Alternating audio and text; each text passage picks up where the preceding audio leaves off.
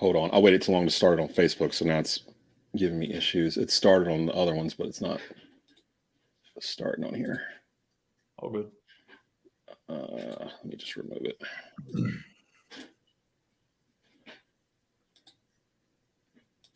And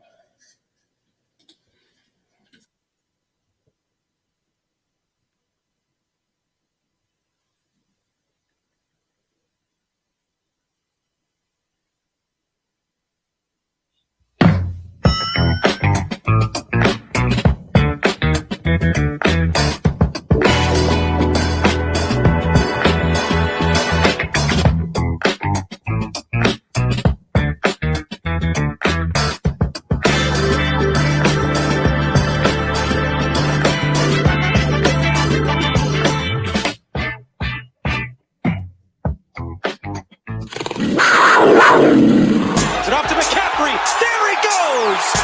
It's a C-Mac attack. McCaffrey will bend the beat. This is Desmond Johnson on the Bleav in Carolina Panthers podcast, here on the Bleav Podcast Network, the #1 podcast network for professionals. Do you believe? If you enjoy the show, please subscribe and rate the show on iTunes. We're available in your favorite directories: iTunes, Spotify, Google Play, Stitcher, Luminary, and TuneIn. You can also find us at Bleav.com and at Bleav Podcast on Twitter. And welcome into a brand new, spanking new edition of the Bleav in Carolina Panthers podcast. I'm your host, Desmond Johnson, joined by Sports Illustrated beat writer Schuyler Callihan.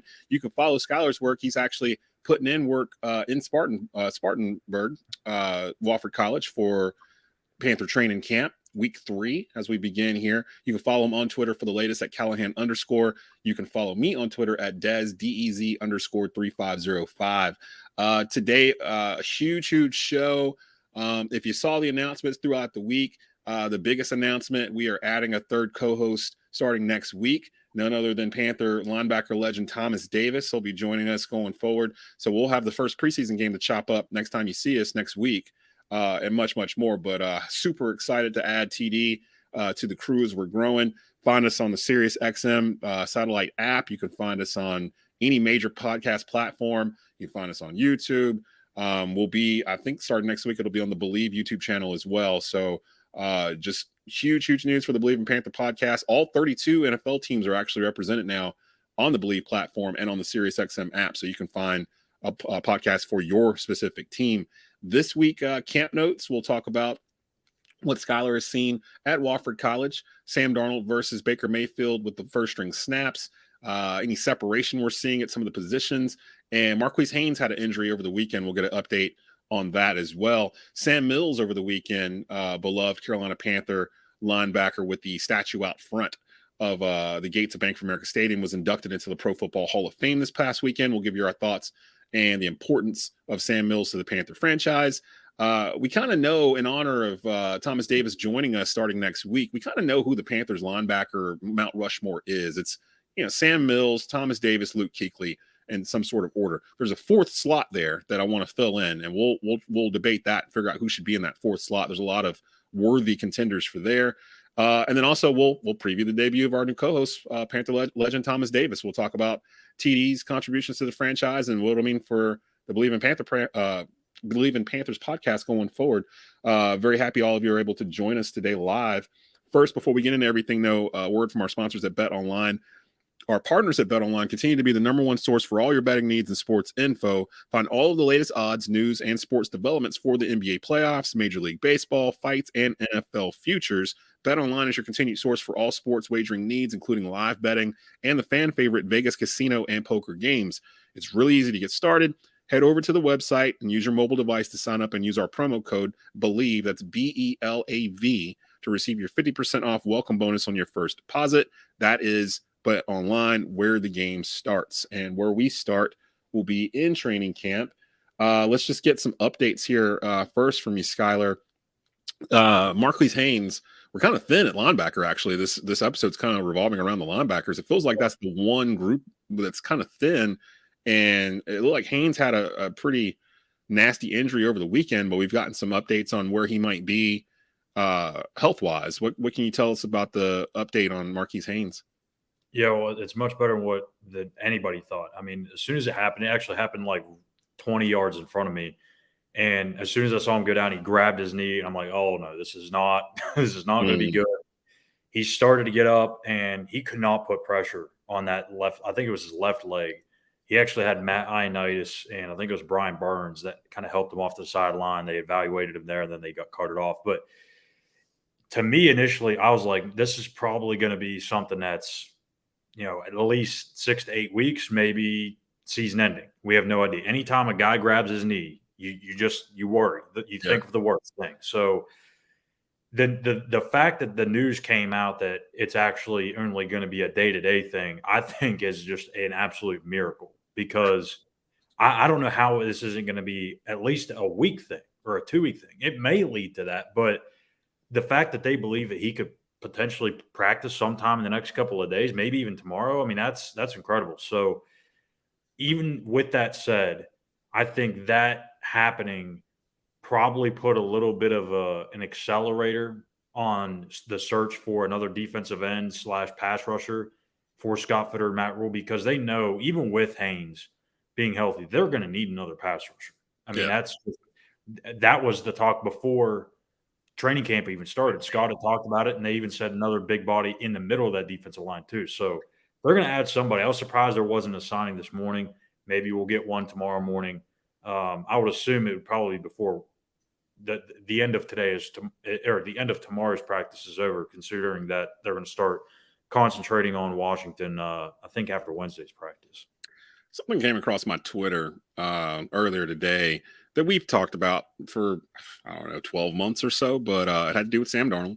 And I wanted to find out what exactly this is. Basically, it kind of broke that they're shopping Sam Darnold, which shouldn't be a surprise, I guess, after what they've done this offseason. They drafted a quarterback and then they traded for another one. So it shouldn't be no shock to anyone if that's actually the case. My thing is, it sounds like, of course, the Panthers are denying that they're shopping Sam Darnold. And this was actually on Yahoo Sports. Anthony Rizzuti was reporting this earlier today, this morning, that according to Benjamin Albright of KOA Colorado, the Panthers are attempting to shop Sam Darnold. Albright also noted, however, that the team can't get takers on a potential deal due to Darnold's fifth-year option, which is worth $18 million. At this time of the year in August, isn't it pretty much the starter and the backup are pretty much set for all 32 teams, right? There's not really a team out there still looking for a quarterback, is there? No. I mean, the only team that maybe comes to mind, San Francisco, because they're trying to move Jimmy G, but they're not going to move another quarterback in that's worth $18 million to sit on the bench. Like, that's just not going to happen. And I'm trying to find the nicest way to put this, Desmond. I really am. Because I've actually had some Twitter beef with this guy before, this Benjamin Albright. Oh, okay. Oh, I'm here for this. I'm here for this. I'm trying to be nice, but I'm just taking it as – we're going to set that beef aside, and I'm just going to say it like it is. If we're relying on a guy in Denver, Colorado, that works at a radio station in Denver to know what the hell's going on in Spartanburg right now, then I don't know why we're all down there. I didn't. When it popped up, I was like, I'm just saying, like, why is he in the know? And I'm not trying to take anything away from him, because he is a credible source to a certain extent. He has connections around the league. Everyone does. But the fact that he was the one that tweeted that out of nowhere, I don't know. Yeah, it wasn't you. It wasn't Joe Person. It wasn't someone that actually, David Newton. Like, it wasn't somebody that we know was actually like in there with the Panthers. It was just some random dude from Colorado. And I was like, it felt like this happened before. Was it the Bay? No. I think it was the Deshaun Watson rumors, actually, when they first started to break. It felt like somebody like that wasn't even here was breaking that. I could be wrong, so don't put me to this, but I want to say that was the guy from Houston that just recently retired. I can't remember his name off the top of my head. Yes, you're right. I want to say John something, but I don't know. But the fact of this whole situation is, everybody that I've talked to today has denied that that's the case. Now, I know fans are saying, of course they're going to deny. That's what they're not going to just openly say that they're shopping him. Yeah. But the people that I talked to today, very, very truthful, very honest, and I don't see them actually shopping him. And again, like we've talked about, why the hell would they? Number one, because you don't know what Baker's going to do, if he's going to be any good. And you have potentially the best backup quarterback in the league. And on top of that, what are you going to do? Trade? What are you going to do to get a trade done with Sam Darnold? You're going to have to pay him still probably $14 or $15 million to play for another team. If you're going to pay him that much to play for another team, you might as well just keep him on your bench. Yeah, defeats the whole purpose of even moving him. Now, I can see if he was being a distraction or they just, addition by subtraction or something like that. But Sam has handled this in the most adult way probably possible to make it where he is kind of untradeable, I think.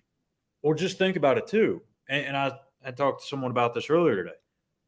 If the Panthers are paying Baker Mayfield $5 million, right? The Browns had to pay $9 million. So what does that tell you that the Panthers are going to have to pay to send him elsewhere? Right. So for a guy that he's going to lose out the battle to. So why would they even go through all this just to end up paying the same amount as if they never negotiated it lower with? Yeah, I get it. Like that makes sense. It's not happening unless for whatever reason there's just absolute utter dysfunction in that quarterback room. That is not. Sam Darnold will be on this team throughout the entire season, and it probably should be. I mean, now I want Baker to start. And I don't care what order Sam Darnold is in that quarterback room, 2 or 3 or whatever. And I would love it if Matt Corral shows enough where he can be the backup, but we never see him. You know what I mean? Like like I would love that scenario because then it kind of sets up well for the future.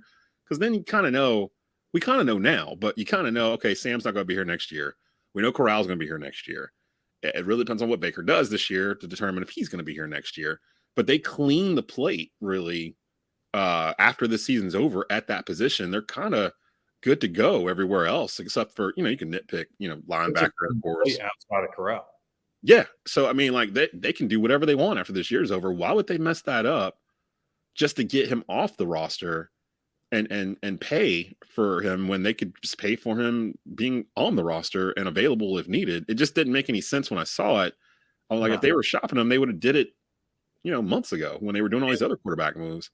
I mean, if you think about it, what the Panthers should do, and probably what they are doing, is remaining very patient in all of this, because at some point in time, there's going to be a team that has a starter go down, right? And there's going to be, and maybe that team's, say, a playoff type team that is literally constructed to make the playoffs.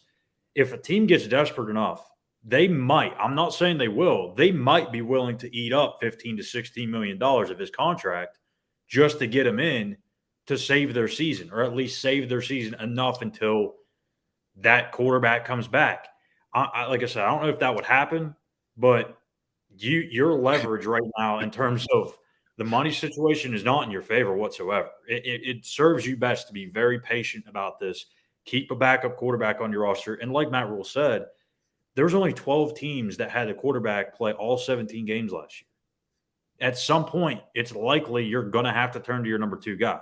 Yeah. Would you rather that number 2 guy be Matt Corral, who may be a deer in the headlights, or Sam Darnold, who may be in deer in the headlights here and there, but has some, experience in the league. Experience at least being out there. Like, I mean, the one thing we hadn't really discussed though is Sam Darnold isn't exactly marketable right now either, because he didn't play well last year.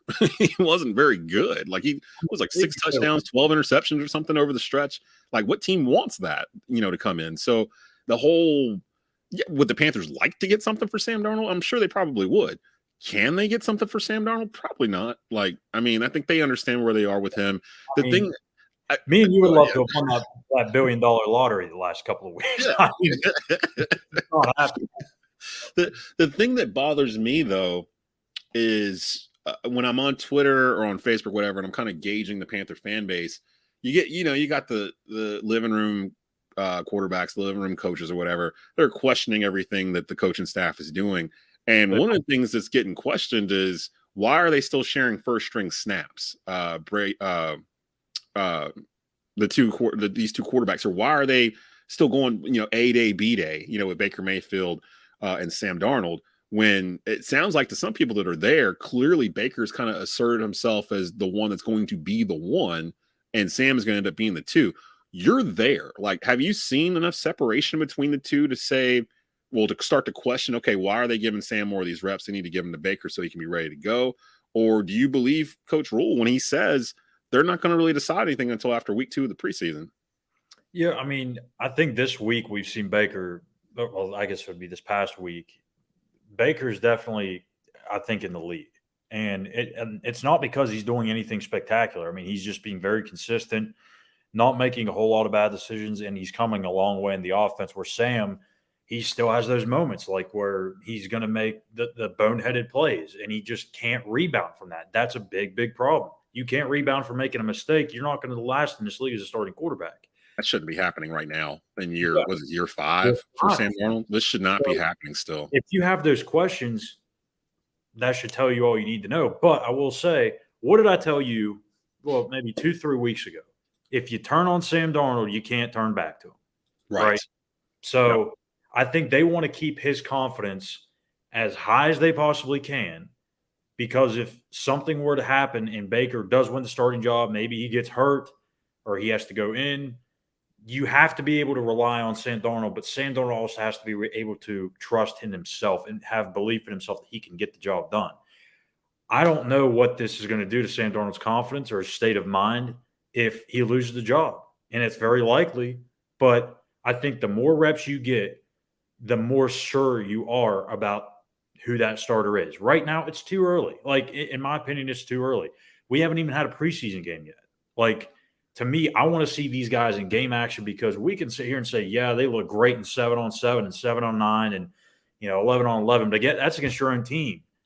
What's it going to be like in an actual game-like situation where you're going to have to make decisions, make plays, and actually show that you can move the offense down the field? That's, to me, the real evaluation. We can see this stuff in the practice, say, yeah, this guy looks good. But how many times have we seen – Terrace Marshall's a perfect example. I know it's a different position, but we see him make all these plays in practice, and it gets to the game. Now, he did look good in the preseason, but he got to the games, and he just disappeared. It happens all the time, especially at the quarterback position. Yeah. So I think you need to be patient with it. What's it going to do? If you wait another 4 or 5 days, is that really going to just crater your chemistry for that whoever that starting quarterback is going to be with the receivers? No. It's 4 practices. They're still getting reps. They're still getting mental reps. It's going to be there. You have to be sure, especially if you're Matt Rule, you got to think about that. He's on the hot seat, or he's going to be on the hot seat. We assume, yeah. Has to be sure. And I know, again, like it looks like Baker, but you have to be sure. And again, I don't know if you can turn back the same. So I think that's some of the biggest reasons. And it's crazy too. The one person on the team that's probably hoping Sam Darnold does get traded, PJ Walker. Because if he gets traded, then PJ pretty much secures that third slot again, because he knows his man ain't gonna cut him. So it's like, well, I mean, I don't know. Someone did ask today. It might have been Scott Fowler, about how many quarterbacks he planned on playing against Washington on Saturday, and he said, we'll probably play three or four. So I was like, so maybe PJ's not even here by Saturday. But I've been back and forth on this, because I'm like, there's no way PJ Walker gets that first preseason game. But it is Matt Rule's guy. So I feel like he's going to give him that one preseason game. And then obviously they make that first round of cuts on the 16th. So they could be trying to increase PJ's value too, maybe in these preseason games. Maybe it's not Sam. Scatter it.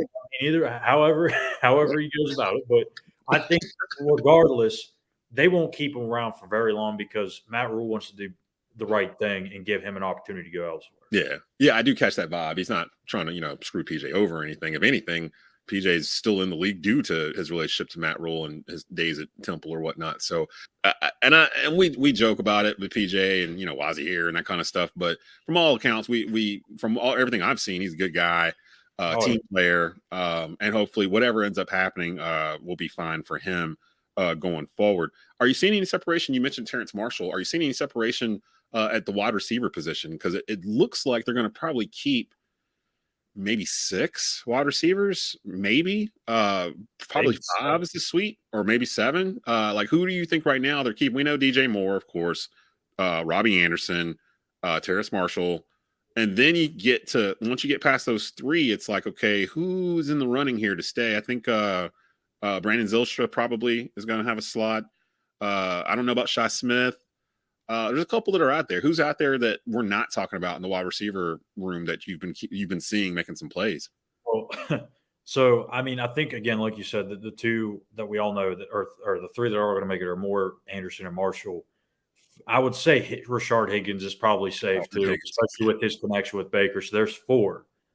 Okay, you have Andre Roberts, which people forget about, the return specialist. If you count him in there, that's 5. And Matt Rule has said that they feel like he can help them at receiver. Probably not as much, but more as a returner. But he can help them at receiver too. Now you get to, again, is it 6 or 7? And there's a lot of guys fighting for those last couple spots or last spot. You've got Keith Kirkwood, Shi Smith, Brandon Zylstra, CJ Saunders, and the list goes on.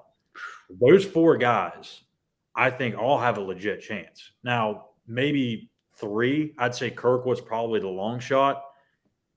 CJ Saunders was a guy that was a training camp darling last year and did fairly well in preseason play. Got called up a couple times last year at the end of the year, had a couple, maybe 10, 15 snaps.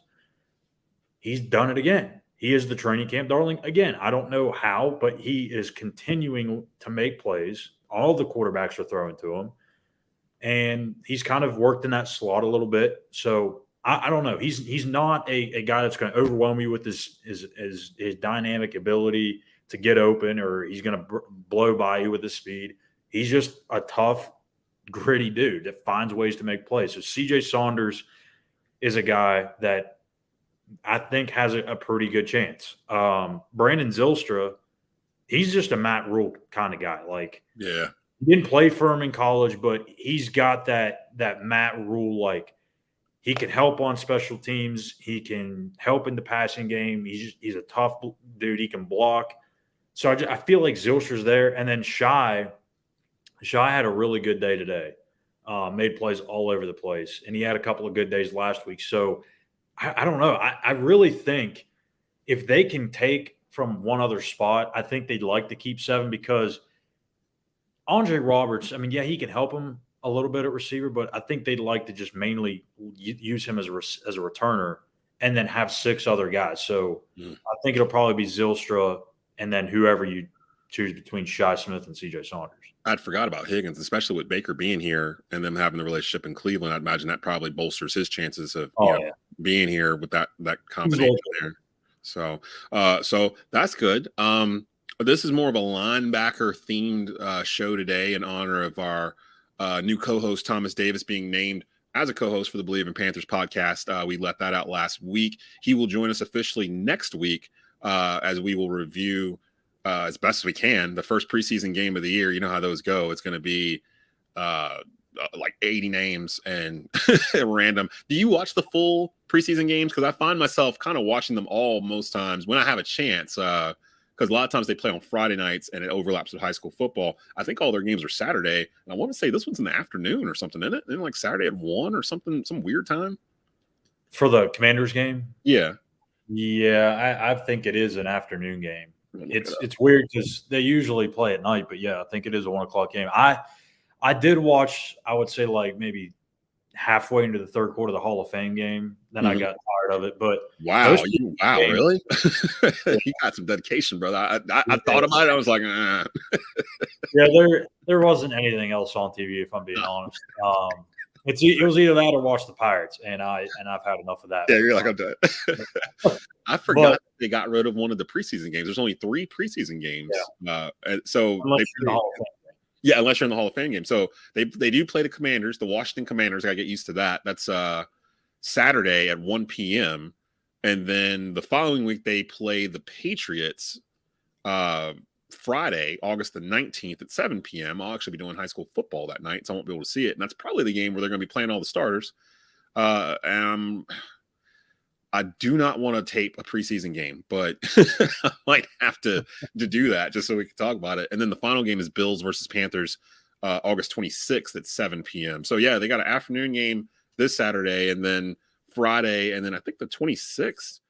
I'm not mistaken. Yeah, the 26th is a Friday too. So then they'll be off like 2 weeks, and then the season begins on September the 11th. Again, this is more of a linebacker theme type of show with former Panther linebacker Sam Mills being inducted into the Pro Football Hall of Fame this weekend. I wanted to take some time to talk about Sam and his importance to the franchise, because I think when people look at it from the outside in, they see, oh, he only played there 3 years. Oh, they didn't really do anything when he was there, or stuff like that. But in fact, Sam is probably the biggest contributor to current Panther culture than maybe anyone else that's played for the Panthers. For those that don't know the story, the whole keep pounding mantra came from Sam Mills in 2003 during the Super Bowl run. Sam Mills was the linebackers coach underneath John Fox. He had already retired in 97, and he was dealing with cancer, and he was battling it while he was coaching the team and giving a speech to the team pregame. It basically, consisted of he didn't get up, cancer knocked him on the ground. He got up, he kept pounding, he kept fighting it, and they needed to do the same thing too. And that kind of became the mantra for the team. And I do remember last year, David Tepper or someone in the front office had decided to not run the keep pounding display on the big scoreboard at Bank of America Stadium during the game early in the year. And there was a huge online uproar about it, where people were basically like, please don't take this away from us. And the very next home game, it was back, and it's been back ever since. So I think Tepper kind of learned what that is. From your time covering the Panthers, I don't know if you've had a chance to talk about Sam Mills to other like current players or anything of that sort, but tell me the vibe that you catch from current players about the importance of Sam Mills, who literally played for the franchise, over 20 years ago. Yeah, I mean, definitely with some of the older guys that have been around for a while, like J.J. Jansen especially. He was actually he got up in front of the team, I think it was last Friday, right before the induction, and they were showing the team videos and stuff with Sam, and he talked about just kind of what keep pounding meant to him. And Matt Rule said it was kind of an emotional speech, and I think some of the younger guys are still trying to learn, what exactly it was, what the keep pounding phrase comes from. And that's why they were doing a lot of that this past week, because a lot of these guys have only been here for a year or two, or maybe even a couple of months in some instances. But, guys like him, Shaq Thompson, Christian McCaffrey, those guys that have been around for a while really get it. But, even me, like, I knew kind of the background of the story, right? And I know this probably sounds really bad that I didn't really know much about it, but I've only covered the team. This is the third season. So I knew a little bit about it, but I did a lot of research and watching, like whenever he got announced that he was going to be inducted into the Hall of Fame. And man, I'll tell you what, it's an inspiring story. Like, this guy should have never even been in the NFL when you just look at his physical traits alone. At 5'9", 200 and some pounds, like linebacker, yeah. I mean, like, it's crazy to me. Like, but imagine Steve Smith playing inside linebacker. That's pretty much kind of what I mean. Same height, same build. He's out there looking for people to hit. Like, it's kind of the same thing. So it's just the whole story, and it's just like full circle. It's not even just the cancer situation he went through, but it's just the fact that he was never supposed to get into the NFL, and he continued to prove people wrong. That's why I say, like, for kids out there that Bleav, or that keep getting told, oh, you're too small, you're too short, you're not big enough, you're not fast enough, you're strong enough.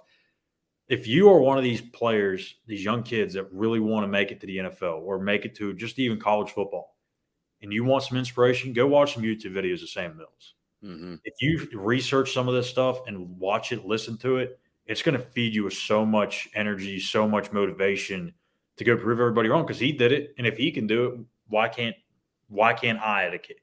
Some kid may say it's maybe a similar height and weight. So yeah, very, very well earned for him to get into the Hall, and honestly probably should have happened a few years ago. Yeah. But it's good to see him. And I wish he was still here. Obviously, we all do. We wish he was still here to be able to take in that moment. But it was awesome for his family to get up there and be there and kind of take it all in. It's I agree. Of course I've been a lifelong Panther fan as long as they've been in existence since '95. So it was crazy. We came into it the OG Panther fans, the ones that have been here from day one. I remember those days thinking, well, it's going to be a while before they build something that we can really be proud of, because it's going to take a while to build a team here. They're starting off with scraps from the other 30 teams or whatever. And for Sam Mills and, other guys on that team, Kevin Green, Lamar Lathan, Tim Biakapatuka, like I'm going deep in the vaults here. Like for them to go to the NFC Championship game in year 2 of the franchise's existence, a lot of it was on the defense. That team was 12-4. They won the NFC West when they were in the West at the time. San Francisco was like our big team that we had to get past in the mid 90s. You know what I mean? Like San Francisco still out here winning Super Bowls like all the time or whatever. And for us to win the division, and to win the division that had a feisty New Orleans Saints team that was known for their defense, that's where we got Sam Mills from. They had like a wicked 3-4 that it was like him, Pat Swilling, Ricky Jackson. Like I just remember like a bunch of dudes with jerry curls that were just like blowing people up. Like the Saints defense was a problem. Of course, we know about the 49ers in the mid 90s, Steve Young, Jerry Rice, and all those guys. Then you have this upstart Panthers team with Sam Mills, who came from the USFL because he couldn't get into the league. He was too small. I think he played for the Dallas Stars. They won like the first 2 or 3 USFL championships before the league folded. When it did, and he came out, some of those coaches from the Dallas Stars, I believe, went to New Orleans and brought him with them, and he became a starter there. And I was reading a story on online where it was talking about the Saints defense, like in the first practice or whatever. They're looking over and they're seeing a small dude. They're making fun of him or whatever. And then first rep's like, bam. Second rep, bam. Third rep, bam. And like by the time they were at the end of practice, they were just like, man, this dude's really, really good. Started, never didn't start. The expansion draft happens. He becomes available. Sorry, I'm losing my voice. And Carolina picks him up. So huge day for the Panthers. We finally get somebody into the Hall of Fame. Yeah. Yeah, for sure. I mean, it's again just to have that. I think even for the Panthers, like just to have the entire weekend like that was awesome, and I think it's going to be awesome too. Whenever I think it's the Cardinals game, I believe, is the key pounding game where they're going to kind of really honor Sam in front of the entire crowd. So if you haven't yet, make sure you get your tickets, but double check on that day because, like I said, I could have been wrong on that. I think it is the Arizona Cardinals game. I think that is. Yeah.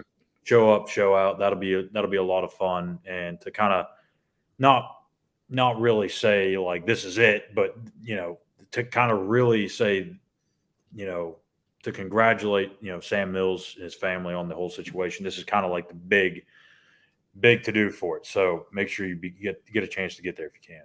And I know he only played 3 years for the Panthers, but those 3 years might have been some of the best 3 years of his career. He got nominated. And the coaching as well. He got nominated to the Pro Bowl at age 37. At the time, he was the oldest player ever to be sent to the Pro Bowl. And that was his last season in '97 with us. They didn't. If you go to a Bank of America Stadium Panther game, more often than not, you're going to pass the Sam Mills statue, right? And that statue, it didn't take 15 years for them to put that statue up. They put that statue up like after he retired. Like as soon as it was like Michael Jordan style, like it was up. So like Michael Jordan and Sam Mills are the only 2 athletes that I can think of where they would go to work and have to pass a statue of themselves going into work. Can you imagine passing a statue of yourself, like walking into the building where you work? It would be very weird. I know how like I am with certain stuff like that. Like I could never. I would avoid it because I would feel like I'm not deserving of it. That gate.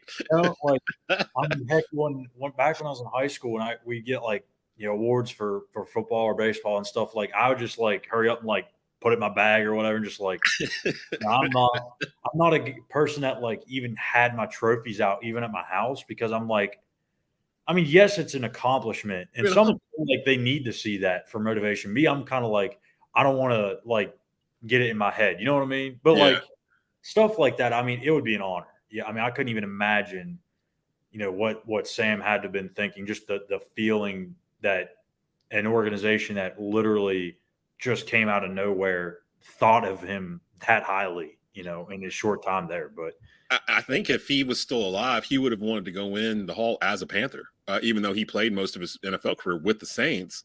yeah, It's almost like he's more well known as a Panther now than as a Saint, which is nuts. Because, like I said, he only played 3 years. Founding thing has a lot to do with that, I'm sure. Yeah, it really does. Yeah.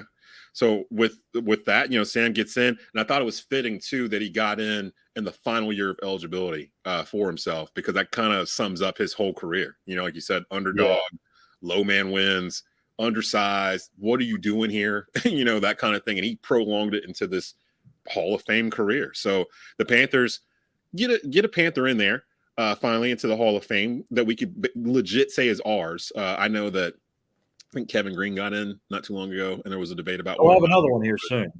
We'll have another one here soon. That was going to be my question. Who's it going to be? Because is it going to be Steve Smith or is it going to be Julius Peppers? Because Pep still has like 2 years to go. I think Smith is already eligible or will be eligible after this year, I think. But there's a glut of wide receivers in front of him. Luke Kuechly will be on that list there too. Luke's coming too. Yeah, that's right. I know Pep's probably first ballot, I would think. I mean, if he's not sacks all time. If he's not. Was he on the ballot this past year, actually? I don't think he's eligible yet. I think he's not eligible until after this season. So this coming up class, I think it's the class after that. It's 5 years. So yeah, it won't take him long. If what his first ballot year would be. I think it was 2018. It would be very soon. He retired in 2018, I think, finally, for good. It's a 5-year wait. So it'd be the end of 2023 when he'd be eligible. So not this year, but next year he'd be eligible. I think Steve Smith retired in 2017. Yeah. So he's eligible after this year. But you got, Reggie Wayne waiting. You've got there's so many wide receivers. I'm drawing a blank right now. Reggie Wayne was Andre Johnson. They were on the ballot this year and didn't get in. I do think that Steve Smith is top 10 overall in total yards. That might have changed now the way the game is, but I thought when he retired, he finished in the top 10 in yards. So that may help him, although the game has changed so much, they might make that a detriment to him because everybody's getting yards. So I don't know how that'll affect him. I do think Pep will get in first ballot. I just don't know, if he'll get in as the next Panther. If Steve gets in, there's a debate that could be made that he could be first ballot, I think. Last Triple Crown winner. We haven't had a Triple Crown winner since 2005 when he did it. That was 17 years ago. That's nuts that we haven't had one since then with the wide receivers we have and the way they've opened up the passing games. But Steve Smith, 2005 season, that man terrorized the league. Like, he probably could have been MVP of 2005 and almost single-handedly got the Panthers back to the Super Bowl. Just ran out of running backs in the NFC Championship game against Seattle. And they had I think they had Nick Goins out there at running back. Actually, I think they had Smith back there for a little bit at running back too, but he ran back a punt return for a touchdown when they desperately needed one. He was getting triple teamed, still catching the ball. Like, he was a menace like that entire season after it came back from the broken leg from the 2004 year where he missed the whole year. So I think Smith's definitely getting in. Eventually, Peppers is definitely getting in, and Luke is definitely getting in too. Those linebackers, like I said earlier, our new co-host, Thomas Davis, will be joining us starting next week after preseason week 1. We kind of know who the Panthers' Mount Rushmore for linebackers is, I think. Sam Mills has got to be on there. My man has a statue outside the building. Like, he started this in terms of when you think of Panthers, you think of good interior linebackers, I think. That's kind of been their thing, like throughout 25 plus years. So Sam Mills is on there.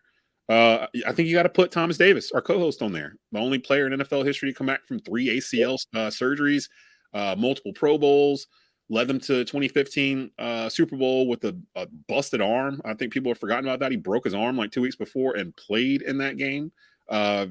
Just a legend with the Panthers and the epitome of keep pounding. I think you have to put Thomas Davis on there. And then, of course, Luke Kuechly. I've never seen a middle linebacker play football the way Luke Kuechly did. It's like he played it as a coach on the field. He knew where the play was going. Like, how frustrating that has to be. Even if you're like, I remember Tom Brady talking about this. All these other quarterbacks where they're like, yeah, man, I'm calling the play and then I'm switching it or whatever at the line. And Luke is switching it before I switch it to what I'm switching it to. And he already knows what I'm switching it to. And like, if you watch film of Kuechly, when the ball is snapped, he knows where the ball is going, So he just runs to that spot. Like, it looks like he doesn't know where he's going, and then he meets the player and the ball like right there, and it's a loss. And it's like, how do you know that? Luke is like playing chess with guys playing checkers. Like, it's just it's insane. He should be a defensive coordinator. I really feel like he should be a defensive coordinator. I think at some point in time he might dip his feet into the coaching side of things, but I don't know. Maybe he doesn't want to do that. I think he will get back into football in some shape or form. I know he was with the Panthers for a little bit there, but I don't know. I think he likes his free time too, so I'm not sure. And he deserves it. Good for him to me getting out early, because a lot of times players don't know when to get out. They stay beyond when they should have, and they have issues down the road when they're older. He was already starting to have some concussion issues and things of that sort, and I'll be honest, the last year it did feel like he had lost about half a step due to those concussions, and I think he was playing a little bit more tentatively because of it. Shout out to him for understanding it was time to go, that he was ready to go. He had made his mark, and to be honest, I think he had done more than enough to punch a ticket to Canton. I think he's a first ballot Hall of Famer too. I think he's that one dude where every offense had to account for where he was, and we only have a handful of those in the franchise's history, Pep being another one. But Kuchely was different. Like, Kuchely was just like, you needed to know where he was, like, at all times. And he still got back there. He still disrupted the play, or he still blew it up. So it's like, the dude was just special. But that's three. So that's three linebackers that we have that pretty much cemented their positions there. My question is, who should the fourth one be? Because after Sam Mills, there's another middle linebacker that we had that was pretty damn good by the name of Dan Morgan that took over right there and was on that 2003 Super Bowl squad that Mills was giving that speech to. After Dan Morgan, you got John Beeson that filled in right after that at middle linebacker and was one of the best linebackers in the league until injuries caught up to him, and he turned the thing over to Kuechly. So, I mean, we've had guys. I didn't even talk Kevin Green, Lamar Lathan on the edges in the beginning of the franchise's history. There's been guys out there. Who would you give that to? Who should that fourth spot be as we sit here today? That's tough. Yeah. My gut would say probably Dan Morgan. Let me pull up his stats real quick. But that's kind of tough. I think I don't know if right now we could say that he could make a case for it, but I think potentially there could be a time, maybe like, again, 10 years from now, where we think maybe Shaq could enter into that conversation. But again, he's got a lot of football left. And who knows, if Shaq can take that next level, then he could enter that mix too. But I don't know if he's quite there yet. But Dan Morgan's probably my pick. But I don't know, this kind of predates my knowledge a little bit. So I'll leave that one to you. As you think. But I do think Shaq at some point, he could get into the mix. Well, okay, so let me set this up then, because Dan Morgan, he played middle linebacker for us from 2001 to 2007.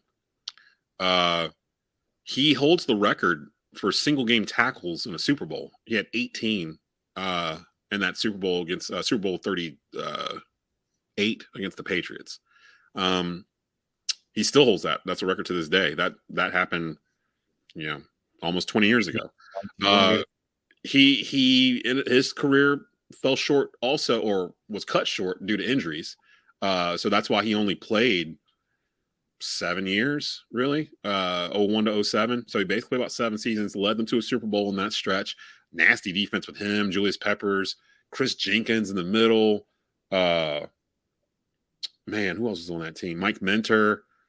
They had some thumpers. They had a pretty good defense with Dan Morgan.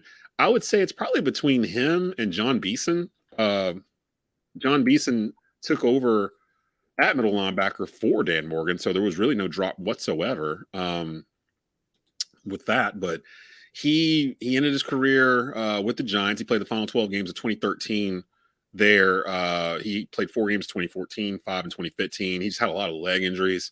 They actually drafted him 25th overall in the 2007 draft. So he was with us from 2007 to, let's see, he went to the Giants. Basically, when we drafted Kuechly, they eventually moved off of Beeson because he was having injuries then. He was with us from 2007 to 2013. It's about the same time as Morgan, about 6-7 seasons. Now that last year, though, he only played 3 games. That's when he got hurt. And actually, he really got 2011. He played 1 game, got hurt first game, missed the whole season, came back, played 4 games, came back, played 3 games. So really, he really played from 2007 to 2010. Those 4 seasons, he played all 16 games. But once he got to 2011, injuries really started to hamper Beason's career, where he only played 12 games once after 2011. That was in 2013 with the Giants. He never played more than 5 games in any season after 2011, other than that 2013 season. So, yeah, he had a lot of knee injuries and things of that sort. But before that, those first 4 seasons with Carolina, when he got drafted by them, it looks like he's averaging about 140, 135 tackles a season, which is a lot, which is man in the middle. I'd have to give it to Dan Morgan, though, to be honest, as I'm sitting here looking at this and just remembering. Dan Morgan lasted a little bit longer, I guess. But if John had more than 4 healthy seasons with Carolina, then maybe he would be more in consideration. Love them both. But I'd probably have to give that to Dan Morgan. So as it stands right now, Sam Mills, Thomas Davis, Dan Morgan, Luke Kuechly, Mount Rushmore for the Panthers linebacking core. That doesn't sound like a bad linebacking core. I wouldn't have having those 4 right now. How much work do you think Shaq would have to do if we're talking about current guys? I think they'd move Shaq to safety, to be honest. Like, I don't know if he'd be playing linebacker if those 4 guys are out there. Like, who's sitting? Yeah. Who's going to sit for Shaq? Yeah, like, that is tough. I mean, if he's a guy that – I mean, they're going to have team success for him to enter that chat. And I just don't know. I mean, he is getting a little older. So for them to have team success, he become one of the better linebackers, not only just on the team or not on in the division, but I mean, he's going to have to become one of the better linebackers in the league. I just don't know. Yeah. How much more he can pass. He never shows that consistency. Now, he was starting to show it last year, actually. It felt like the beginning of the year last year, Shaq was on a different level. I don't know if people remember this, but those first 3-4 weeks, Shaq was playing like, wow, okay. Shaq realized this is his defense now, and he was all over the place. Then he got hurt. And once he got hurt, he never got back to that same level that he was playing in September of last year. I'm hoping that he can find that again. But again, he's a year older. The linebacker room is the one room I'm kind of concerned about because it does feel kind of thin, and maybe defensive line in terms of pass rushing. But I think that's more of a matter of the young guys just need to step up and show what they can do, and then they can kind of panic after, which I think that's kind of the route they're having to take right now. The linebacking core, Haynes getting hurt kind of hurt, but even that, I think they probably would have wanted to have more there than just Shaq and Marquis Haynes, pretty much being the 2 main guys that are going to be playing that. I know they kind of play like a nickel style offense. They usually run like 5 DBs back there with two linebackers, but they kind of switch it around. Like it's almost like an amoeba type defense where sometimes there's 3 on the line. Sometimes they've got 5 up there. Sometimes they're not even on the line. They're kind of moving around. There's usually 3 cornerbacks in the secondary and 2 safeties. That one safe, Jeremy Chin, he might drop down. So there's 3 linebackers all of a sudden. Like they do a lot of cool stuff on defense. I like what Phil Snow is doing with them because it keeps the offenses guessing. But yeah, I'm a little worried about the linebacker room. So next week, after we see them in the preseason game, TD will be here and he can give us his thoughts on the linebackers and what he's seeing and what maybe Shaq needs to do to kind of get up to that, not just good Panther level, but good National Football League level. And some other observations from it. Do you think, as we're about to get out of here, do you think we see Christian McCaffrey at all? Not at all. Not at all. I don't want to see him. I don't want to see him. I don't think anybody wants to see Christian McCaffrey in August. Don't even put him out there. No. Woo, that's going to be. Because what would happen. They'd put him out there for like first series. He tweaks his ankle or something. It bothers him the whole rest of the year. They blame Matt Rule. Like, why are you playing him against the Washington Commanders in an August football game? And then it just spirals out of control. I don't think they need to play him. They don't need to play a lot of guys, if we're being honest. That's true. I mean, it's 3 preseason games. But I would still – the first preseason game, like these guys got to get some sort of game simulation under their belt. But week 2, they'll probably play a good bit. I think week 1, we're going to see kind of a little bit of everybody. Yeah. Week 2, I kind of get the feeling that's kind of like their simulated game week where they're going to actually play a lot of guys. Week 3, I don't think we're going to see anybody. No, I think it'll be the guys that are about to get cut. And that's going to be, for those guys that are on the bubble, this is your make it or break it. This is your, prove me that you need to be on the roster type of game. So, week 3 might be the Matt Corral show, or PJ Walker. I don't know. He might still be it'll here. Be the return of Mr. Joe Brady. Yeah, as well. Yeah. So, I mean, we got a lot to look forward to. We've been waiting all year to get back to this part of the schedule, part of the calendar, I should say. Football is here. We have crossed the last weekend where we will not have any college or NFL football from now until February, if I'm not mistaken. So all the wives across America are hating this. All the men, and I shouldn't say that. There's female football fans too. All the football fans are rejoicing. I know my wife is dreading this beginning to happen again because on Sundays they just my family just empties out. Like I take over the living room, my 2 kids, my wife, they go like off to the back of the house someplace, and I don't see them until like 6-7 o'clock in the evening. And it's just because I scream at the TV, so I'm screaming at Carolina during these games. And then at 4, I'll cook something, and we cook Sunday dinner. And usually it's the Cowboys or somebody on the 4 o'clock game of the week or whatever. So it's usually a pretty good matchup.